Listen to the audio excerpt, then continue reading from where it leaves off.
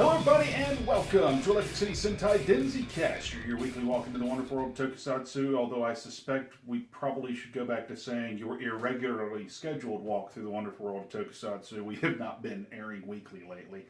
Blame that on the fact that I got a kid now, or at least will have by the time this airs. Congratulations. Thank you. As you can tell, I am once again joined by Geek Carolina's favorite Twitch streamer, Daman Weylin. Hello. In the words of an old Disney cartoon, when there's trouble, you call DW. So I got DW here with me today as we check out the first part of, and he didn't know I was going to say that, the first part of the Gamera Trilogy. These are the Heisei era Gamera movies, which honestly, and thanks to my cat, this one has wax on the cover. I'm going to have to get on to my feline about that. But anyway, I thought I heard something. Yeah, it was my fault. The professionalism here on our channel continued. So it happens every time we tape an episode that William is in. Without a doubt, at some point his phone goes off. I always forget until the first beep, and it's like, oh yeah, mute even when I'm Twitch streaming. So, the Gamera Trilogy, the Heisei era Gamera Trilogy, if you watch reviews and whatnot on YouTube, frankly does not get a whole lot of love. Mainly because the most famous Gamera movies in the United States are the Showa era Gamera movies, of which I've got the first 4 sitting back here. Yeah, I'll let you look at that so you can see the production quality jump that we get. So, the original Gamera movies pretty much all aired at some point or another as part of Mystery Science Theater 3000. The Heisei trilogy did not, because, to contrast, the Heisei era movies had a budget, and the Showa era movies didn't. The Showa era movies were coming out from a dying studio. It's even impressive compared to the Godzilla movies that were coming out at the time as well. Yes.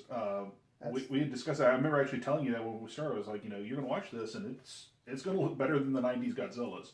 And the look on your face when I said that was kind of like, yeah, okay. So I don't remember many 90 movies that look good. So, so the first part of the 90s Gamera trilogy comes out in 1995. It's called Gamera Guardian of the Universe. Because this is a triple pack release, it does not have a wonderful full synopsis on the back, but I will quote the back of the box. The giant fire-breathing turtle is back with a vengeance as he combats both a misguided military and a hideous race of man-eating flying reptiles. Aiding Gamera in his fight are a courageous naval officer, an intrepid ornithologist, and a beautiful young psychic.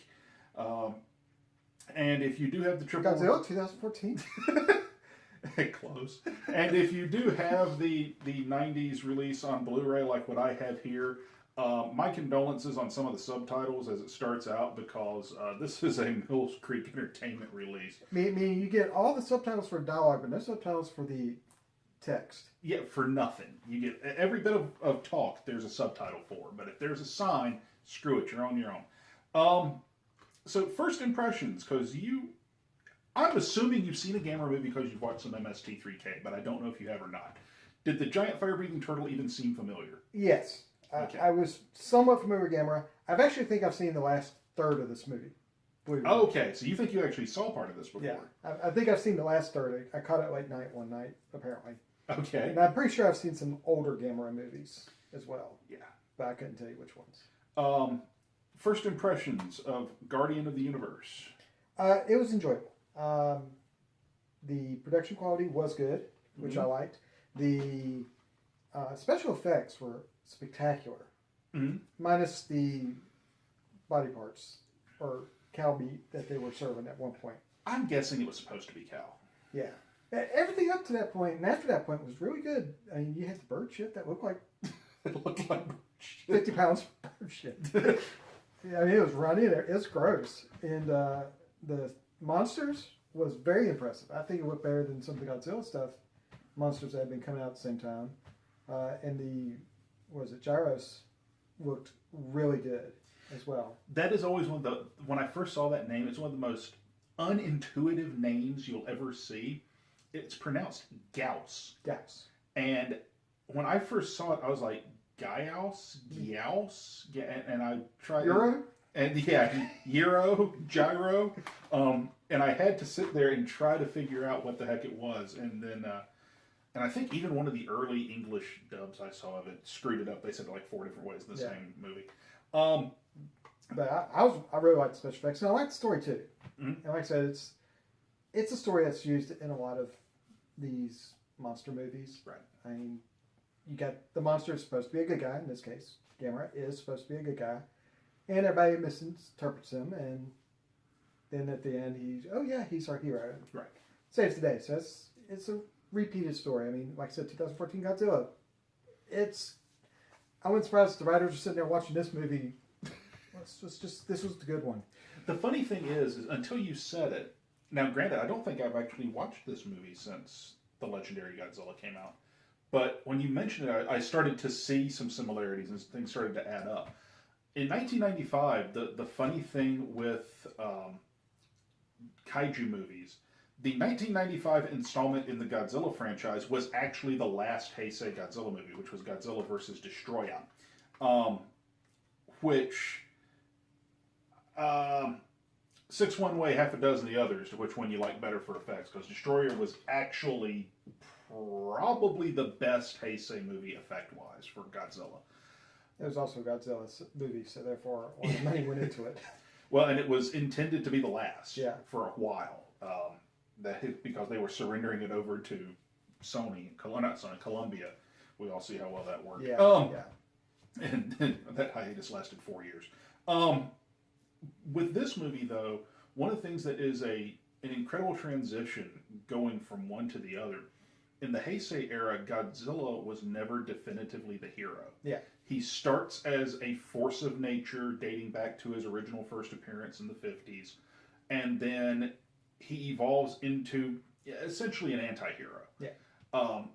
Gamera has realistically only been the bad guy in one movie, and that was the very first one. And unlike the Godzilla franchise, instead of making a cut and saying the 54 movie, the very first Godzilla movie counts and nothing else, and then we pick up here with Return of Godzilla, with Gamera, this is actually a completely fresh origin. Yeah. The original Gamera movies mean nothing in regards to this film story-wise. Which goes to summary on the back is somebody never pays attention to this stuff. I reiterate, Mill Creek Entertainment. So, as far as this movie is concerned myself, first impression, I remember when I first watched it, I was blown away because you're looking at a 1990s product, and I honestly believe, and I've always said, you have to judge movies like this by the time they were made. This is a movie that's 23 years old now. Effect-wise, it actually holds up outside of about a half a dozen really dodgy CG shots. Yes.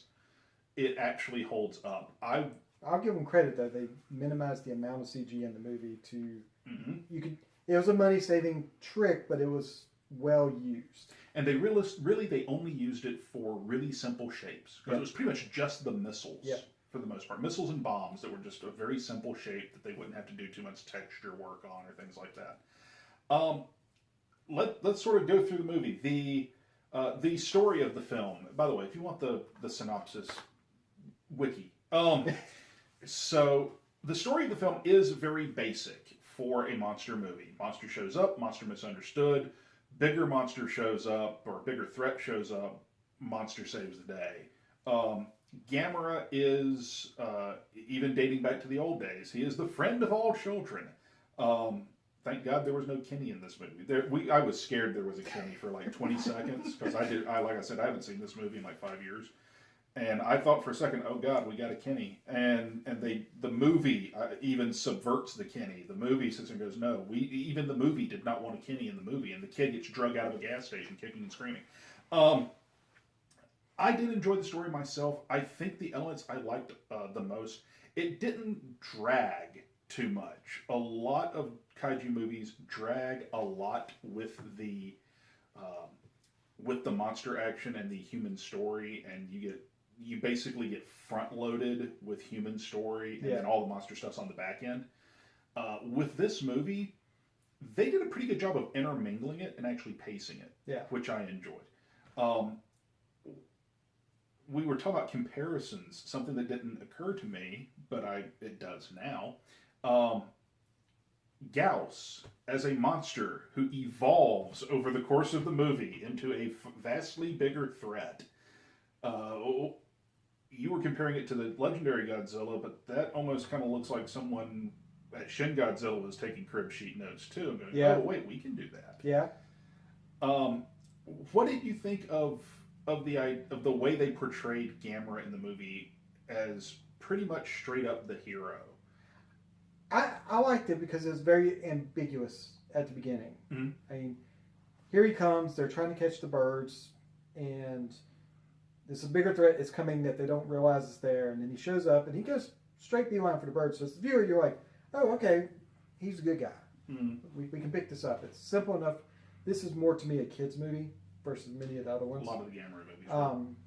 So as an adult, I picked it up pretty quick, and he goes in and destroys stuff, and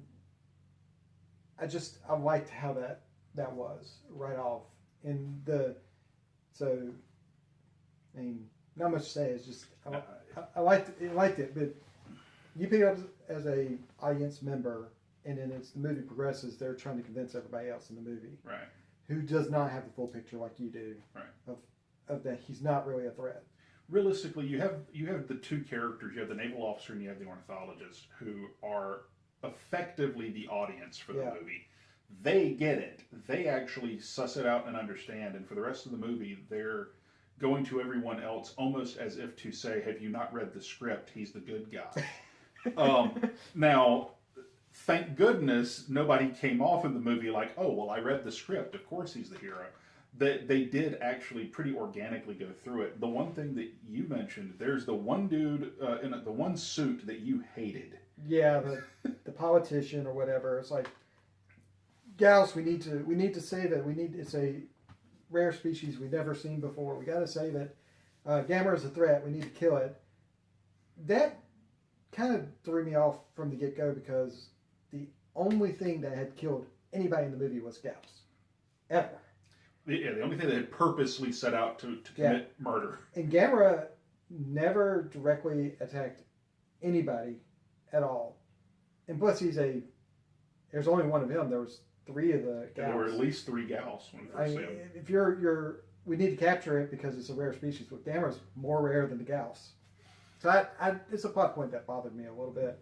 Not enough to be like, this is a bad movie, but right. It should have been addressed a little quicker.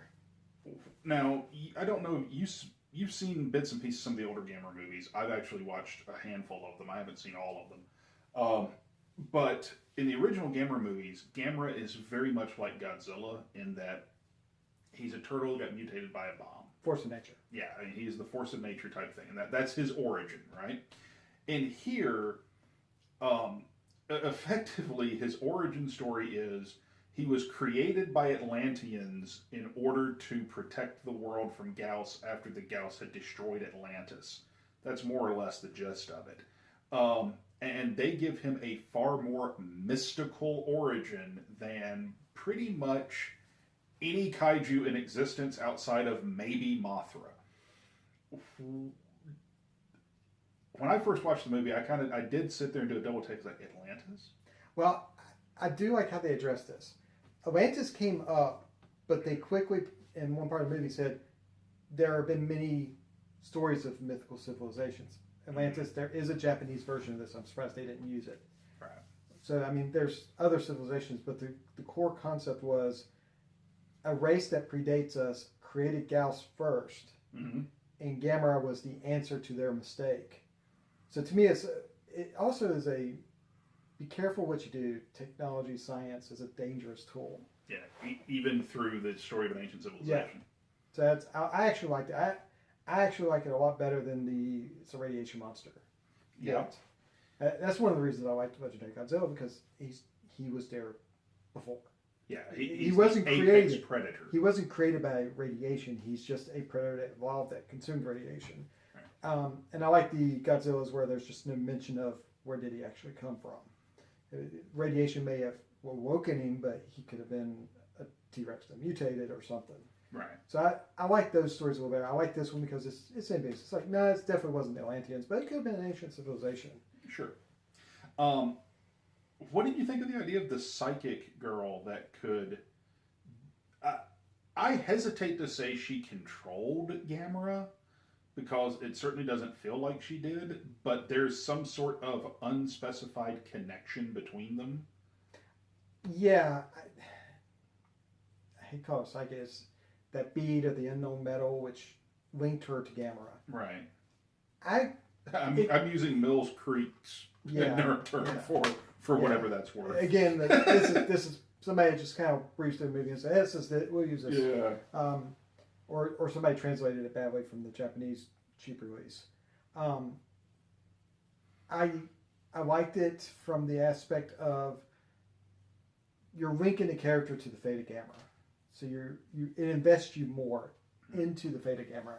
Whereas if it's just monsters fighting on the street, it's like, oh, go for it, what to do. But wait, somebody's getting hurt as a result of this. So there's a human element that's added to Gamera. And I enjoyed the fact that they played her very much as show don't tell. Yeah. They eventually outright tell you she's connected to Gamera, but they literally wait till the last 10 minutes of the movie to do that. Yeah.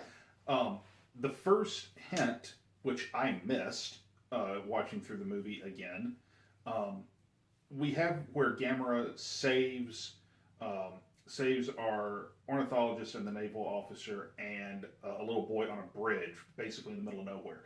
He throws his right hand in the way of Gauss's laser beam. A few minutes later, when we cut to the girl on the bus, her right hand is bruised, like heavily, heavily bruised, like she had just punched a brick wall or something. Yeah, that's the first hint you've got that she has a physical connection to Gamera. Right. And that completely slipped me by the first time. So you didn't miss the original connection that they showed, which was when she first receives the bead, she goes into a trance-like state and actually says something nobody else had said up to that point. Yeah. That's the original hint that this is unique to her. Right. Well, I gathered that from like a psychic standpoint. Yeah. But there being a physical manifestation does not hit to me until they show it. It's tremendously well done editing-wise. Where Gamera gets hit by this beam in the arm and Gamera begins to bleed, but at the same time you see what looks like a cut form on her arm and she starts to bleed in the same place. Now this is something she said, I need to be closer. So I think makes Gamera stronger the closer she gets, because she's just bruised on her hand where Gamera is actually cut on his hand. They were further apart at the time. Right. I'm almost wondering if that's a direct correlation to the strength of the connection. Yeah. I wouldn't be surprised. And then that would also play in towards the end of the movie where she calls for her father to hold her hand. And almost as if to say, having a connection with humanity in some way helps make Gamera stronger. Right. And since I'm connected with you in this moment, it's the same sort of thing. Anything story-wise you didn't care for other than the doofy dude in the suit? Yeah, didn't care for him. I enjoyed the part of the movie where he was sitting in a chair slumped in an office with this look on his face like, well, I'm unemployed. Yep. Did not like. The movie was fairly consistent from beginning to end. Mm-hmm. My biggest issues were the dude in the suit complaining about preserving the Gauss. Outside of that, I don't think I had any real major complaints to it. Visually, this movie is on par with literally anything in the Heisei Godzilla series. And I, as I told Daman over here, by the end of it, by the time you get to the third movie, it exceeds it. In that literally, the first movie visually is the worst one. That's rare. Yeah. And when you get to the third movie in the franchise, actually, I want to say, let's see, third one comes out in '99, so Revenge of Iris actually comes out the same year as Godzilla 2000. So they hit on something during the trilogy because they hit on the small gap of the '90s where there's no Godzilla movies coming out. Visually, I love the movie. The suits themselves, some of the Gauss scenes actually do bounce me a little bit out because they handle the Gauss in about 3 different ways over the course of the movie. There are times where it is more or less a static puppet where they'll flap the wings and all that, but that's generally just for the flying scenes. And even then, they play it well where if it is a static model during the scene, they'll play it as if it's gliding. And so they actually handle that really well. When it's a dude in a suit at the very end, it's extremely well done. A lot of the scenes on the in-between where it is pretty blatantly a puppet, a dude with his hand up the thing, opening and closing his mouth, those were a little wonky to me from time to time.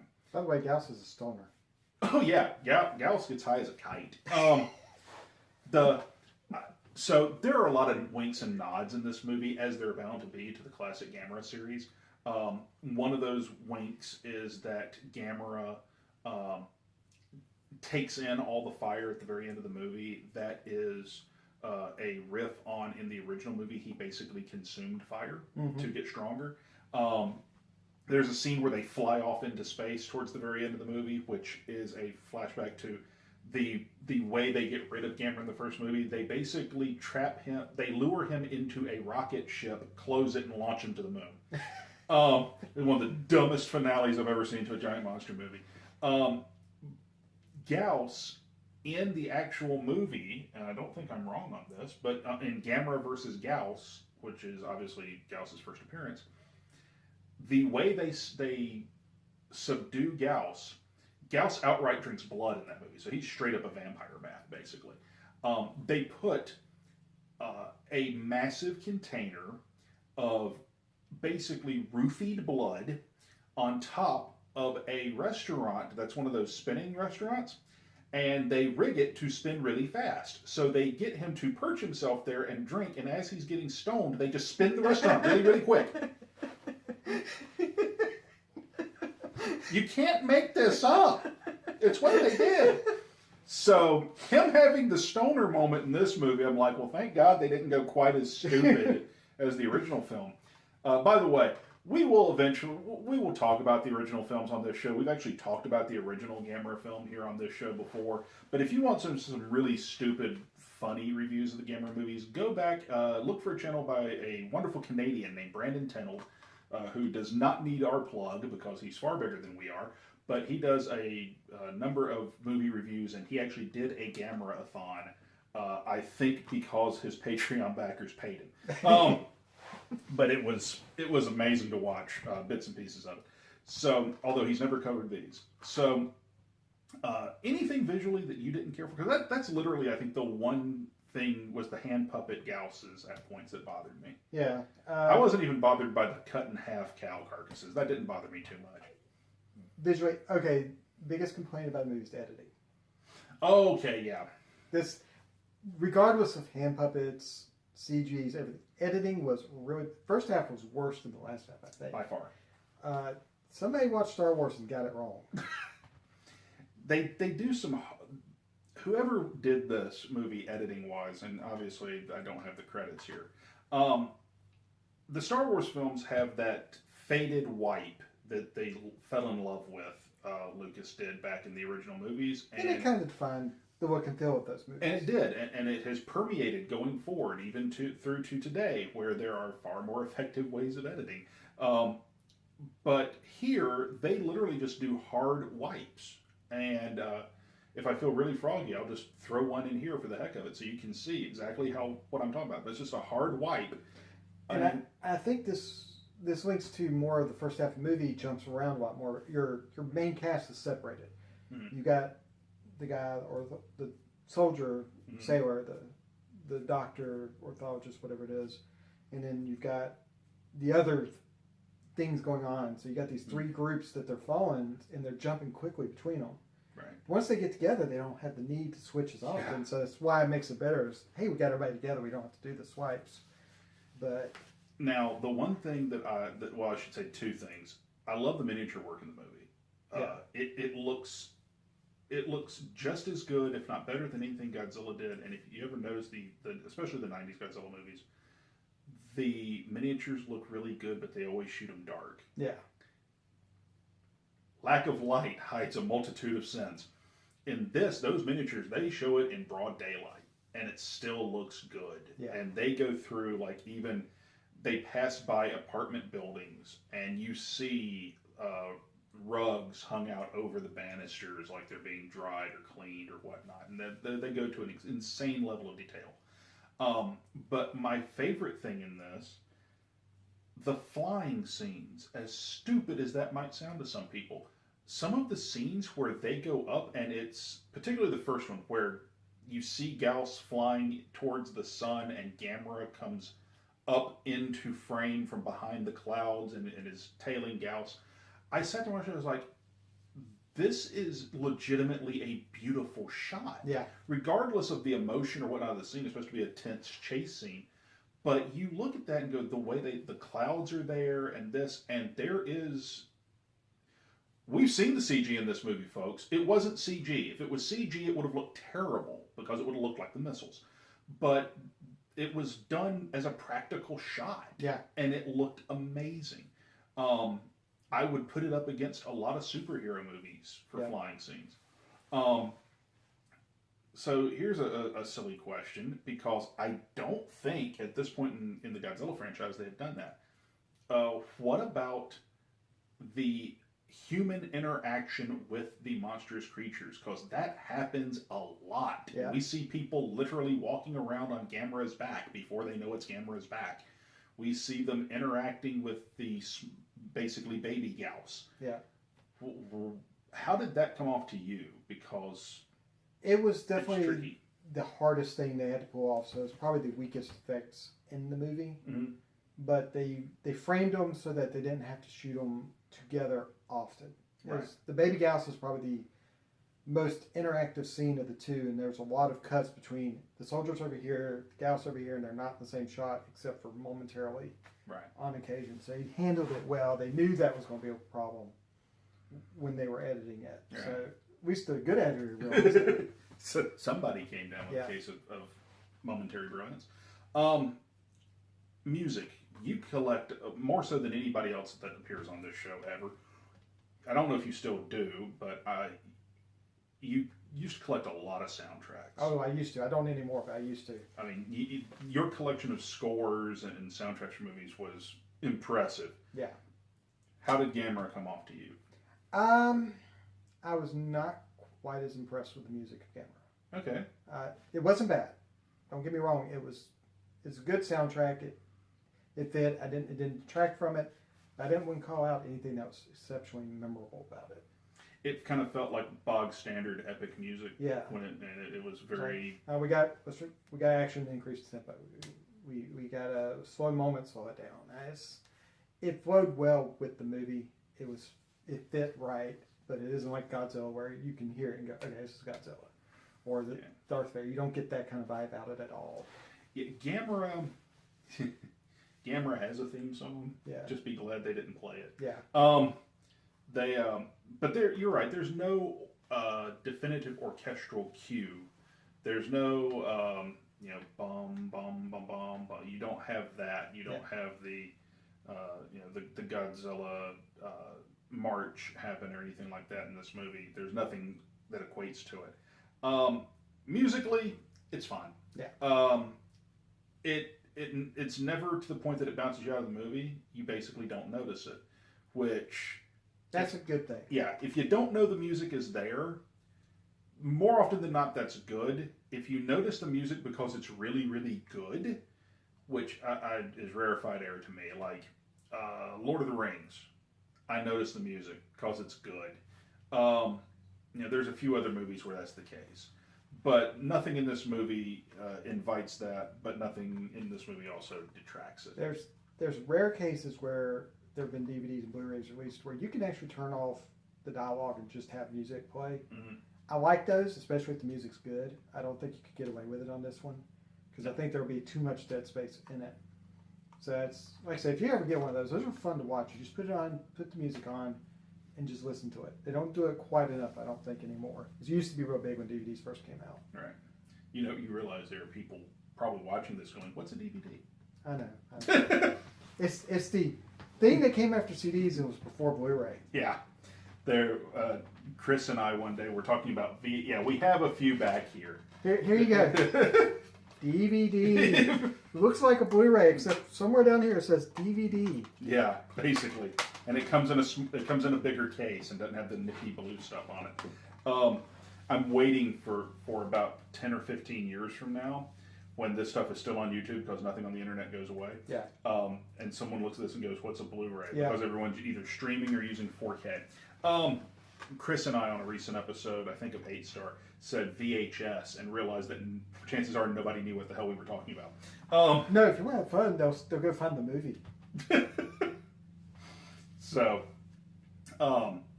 anything in this movie that just struck you as this is my favorite part of the movie. This I love. This is good. I actually really enjoyed the very end sequence, right when Gamera and the Gauss are facing off. Gamera just came out of the fire. And it's a samurai moment. Yes. And what I mean by this, people that aren't getting it, samurai, when they fight, a good samurai scene has one strike, one kill. That's it. That's a good samurai scene. Seven Samurai is a good example of this. When I forget the character, but I'm talking about the old black and white one. They're looking for samurai. They stop, and there's two guys facing off, and they're holding their sword, getting ready to strike. And one samurai sits there and he says, "You're already dead. I'm not even going to do it." And the guy's like, "No, you got to fight me." He's like, "Okay." And then one strike, he's dead. Yeah. And this is the same thing with Gamera. They face off, and it's just like strike. And I really like that. It is a very dramatic scene, especially following up the consumption of the fire. I enjoyed that myself. I liked the fact this is something that's very common to Gamera. In a lot of the older movies, it can be done very cheesily. In this movie, it's done very well. In most Gamera movies, Gamera is the opposite of Godzilla. You can't hurt Godzilla. Yeah. And that's one of the things that defines him, unless he's an iguana in a movie with Matthew Broderick. In which case, you can kill him on a bridge with planes. And the French are responsible. I mean, yeah, and it's all tells you everything you need to know. And it's all Jean Reno's fault. In Gamera basically gets his ass beat for the entire movie. Yeah, that's a routine thing. Gamera always gets beat up, but somehow he finds a way to win. Yeah, and that's always one of the tropes to the old Gamera movies, and it's something that they continued in this movie. They don't do one of the things that is done in the old movies that I appreciate, and I do not recall if they do it in the 2 sequels. Gamera in the older movies, they made him almost a very strategic fighter. He would find a weakness and then exploit it. Yeah, and that doesn't really happen in this movie. In this movie, he Hadoukens the thing to death. But I really enjoyed that idea of here's the monster that you can't hurt. And to some people, that is the complete antithesis of a giant monster movie because all they know is Godzilla. But the original giant monster in cinema died because some biplane shot him up with machine gun fire on the Empire State Building, folks. So not all giant monsters are Godzilla. Sometimes they have to be King Kong. So I really enjoyed the movie myself. Anything you didn't care for? If was there one thing other than Doofy Dude in a suit? Is there anything that you just sat there and went, "Oh, Jesus Christ"? There's never a point where I was like, "Oh God, this is terrible." Which I was slightly worried about with you watching this movie. No, I give it a fair shake, guys. I enjoyed it beginning to end. I know, like with Shin Godzilla, there are actually things in it I was like, ugh. But this one was consistent. Mm-hmm. And I'll forgive stuff if they remain consistent because it's not suddenly action, suddenly drop. Right. So, no, I don't think there's anything I could really ping it beyond the guy in the suit. I mean, he was the weakest point in the movie. Yeah, the guy in the suit and I guess the bad cow effect. Yeah. Yeah, that was real bad. The Gauss hand puppets get a little goofy at some points for me in this.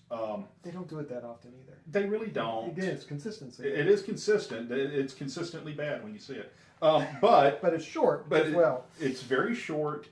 I will say this. The best puppeteers, and I'm talking, for the record, the best puppeteers ever came out of Jim Henson. So go find some old Jim Henson, not Muppet puppeteering. Yoda, I think Labyrinth, Dark Crystal all fall into this category. Come on, guys. Check it out. I'm not going to tell you what it is. So, with those, a master puppeteer will get emotion out of what is otherwise a emotionless thing. And you do get that out of the way they move the Gauss head around in certain scenes. So, you get intent, emotion, storytelling out of that. So I applaud them for that. And the cab driver is funny as hell. Oh, I like the cab driver. I was ready to actually mention that and rip it apart until he runs a roadblock and goes, "I always wanted to do that," which is neither here nor there in the movie. They fool you for about 10 seconds into thinking he's going to be a main character for the rest of the movie, and then they never show him again. More's the pity, because he would have been fun. So he had to get her to the hospital. Yeah, that's true. He's done spoken here. Yes. So, final thoughts on Gamera Guardian of the Universe. See it if you hadn't. It's enjoyable, and this is one I'd say is a good one to start with kids on. If you got kids to watch a movie, do this one before a Godzilla movie even. You would call this Toku 101? For a younger audience, yes. Okay. I will go along with that. I do think that Gamera Guardian of the Universe is Toku 101. I actually think, there are people out there who will crucify me for this, I would watch this one before watching the original Gamera. And I would agree with that. I genuinely say something like that very rarely. Like with the Godzilla movies, I actually usually say watch Godzilla 54 first. Just because you need to know where it starts. Luckily with this, for the Heisei era, this is where it starts. And it's a self-contained trilogy. There's only 3 movies. So I enjoyed it a lot. On our 5-point scale, this one gets a hell yes from me. So that would be, that's a 5. So there you go. At some point, I'll tell you what we'll do. If you want, I frankly don't know how much time DW has with us tonight. But next time, you enjoyed enough to want to do Attack of Legion? Yeah. Okay. Hopefully I'll be back in 2 months and we can do the next one. And all right. After that, around the November timeframe, we can do the 3rd one. There we go. So if all goes well by the end of the year, DW and I will have checked out the entire Gamera trilogy. So folks, we want to thank you so very much for joining us. I want to thank DW here, Daman Weylin, for joining us. Let them all know where they can find you out there on Twitch. Twitch TV/Daman Weylin. I have a YouTube channel. Search Daman Weylin, you should find it. Not streamed a lot recently, but I'll be getting back into it now that the summer's over. And I'll be doing Ark, and I'm hoping to get into Conan Exiles, and I'm trying to figure out a single-player game to play right now. So if you guys stop by and say hi and give me your opinions, I've got Tomb Raiders coming out, Witcher 3, Horizon Zero Dawn. Yeah, it's a PlayStation game, but I've got it. And that's what I'm looking at to start on my single-player game. I want to do once a week or something like that for about 3 hours. Yeah, and check the notes down below. You'll find a link to DW's Twitch channel. So go check them out there. Please share, like, subscribe, all the wonderful things you do here on the YouTubes. We greatly appreciate it. Right now, as of the time we're recording this, we are at 140 subscribers. We get another 10 subscribers. We hit 150. We're doing another giveaway here on the channel. Ooh. And Grace Dupree won our last Denzicaster giveaway. She won Season 1, Volume 1 of Ultraman on DVD, which, Grace, if you're watching this, that is going to be the next show that I do on the Denzi Blitz. So you can watch along as we go through the old 60s Ultraman show. Chris is actually supposed to be doing Power Rangers RPM. Okay. As a Denzi By the way, show too. Give Chris grief. He bailed on us today. He did. Chris Brown, America's favorite black man, self-proclaimed, was supposed to be here with us. He would have been sitting probably between me and DW, and then he decided that he was going to go make money. Yeah, so do me a favor, ask him about his penguin fetish. Be appreciated. You know, we don't do that much on this channel anymore. We used to give him hell about being. He's also our favorite Alaskan penguin. Yeah.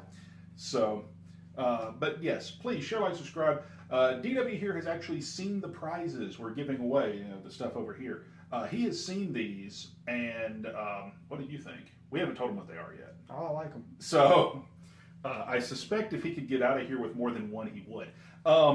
So, do keep that in mind. 150 subscribers. Spread the word and let everybody know, folks. So, we do appreciate if you want to help us out here on the channel. You can do that by going over to our Redbubble or Cafe Press stores. Links down below. Pick yourself up a cool t-shirt. We'd appreciate that, too. Those go to help us out here on the channel. We still need a new tripod. So, folks... Yes, please. There's a rubber band in between us. So, folks, until next time, for Daman Weylin, check him out on Twitch. I'm Mike. We'll see you next time on Denzicaster.